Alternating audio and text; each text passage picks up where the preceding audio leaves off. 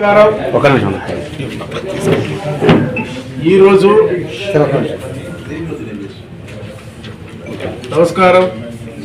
ఈరోజు ప్రజావేదిక కార్యక్రమాన్ని మా జాతీయ అధ్యక్షులు నారా చంద్రబాబు నాయుడు గారి ఆదేశాల మేరకు మరి రాష్ట్ర అధ్యక్షులు పల్లా శ్రీనివాసరావు గారి ఆదేశాల మేరకు ప్రజావేదిక కార్యక్రమం ఆదోని నియోజకవర్గంలో ఈ రోజు నుంచి ప్రతి శుక్రవారం మా ఇన్ఛార్జ్ గారైన మీనాక్షి అన్న గారి ఇంటి దగ్గర ఆయన ఆధ్వర్యంలో ప్రతి శుక్రవారం నిర్వహించబడుతుంది.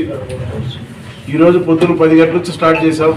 దాదాపు ఇప్పటికీ 25 అప్లికేషన్లు ఇచ్చారు, అర్జీలు ఇచ్చారు. మా సమస్యలు ఉండవని చెప్పేసి అని ఇంకా చాలామంది 2 వరకు ఉంటాం. 2 వరకు వచ్చిన వాళ్ళందరూ తీసుకొని వాటిని కన్సల్ట్ డిపార్ట్మెంట్లు పంపిస్తూ మళ్ళీ రాష్ట్ర పార్టీ ఆఫీస్ గారిని పంపించమని చెప్పారు. రాష్ట్ర పార్టీ ఆఫీస్ గారిని పంపిస్తూ దాని మీద ఇక్కడ ఉండే మా నాయకులందరూ ఇప్పుడు గవర్నమెంట్ పదవుల్లో ఉన్నవాళ్ళు ఉన్నారు, కొంతమంది రాష్ట్ర పార్టీ పదవుల్లో ఉన్నవాళ్ళు ఉన్నారు.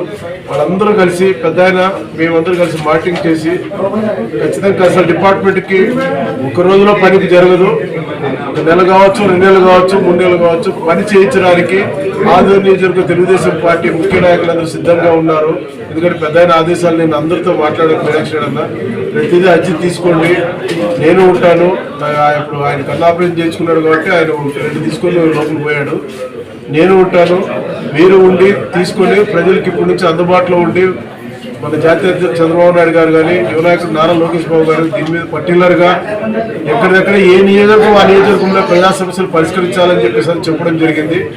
అందులో భాగంగానే ఈ రోజు ప్రజావేదిక కార్యక్రమం నియోజకవర్గంలో స్టార్ట్ చేయడం జరిగింది. ఈ రోజు నుంచి నియోజకవర్గ ప్రజలకు మీనాక్షి గారి ఆదేశాలు తెలియజేయడం ఏమనగా నియోజకవర్గంలోన ప్రతి పౌరుడు ఏ సమస్య ఉన్నా ఒక అర్జీ రూపంగా వాళ్ళ అర్జీదారుడు ఆధార్ కార్డు తీసుకొని వచ్చి ఆ సమస్య ఏదైనా వాళ్ళతో రికార్డు ఉంటే ఆ రికార్డులు ఖచ్చితంగా ఇక్కడ వచ్చి ఇస్తే ఆ డిపార్ట్మెంట్కి పంపిస్తూ దాని మీద మేము కానీ ప్రతిరోజు మా నాయకులందరూ పరిశీలించి ప్రతి డిపార్ట్మెంట్గా మేము కానీ వాళ్ళు ఫోన్ చేసి ఏం జరిగిందని చెప్పేసి మాట్లాడి కాని పక్షంలో మా యువ నాయకుడు నారా లోకేష్ బాబు గారి దృష్టి తీసుకెళ్లి ఖచ్చితంగా ఆ పని చేయడానికి మేమందరూ కలిసి కృషి చేస్తామని చెప్పి తెలియజేస్తూ ఈ అవకాశాన్ని నియోజకవర్గ ప్రజలందరూ సద్వినియోగం చేసుకోవాలని తెలియజేస్తూ సెలవు తీసుకోవడం నమస్కారం.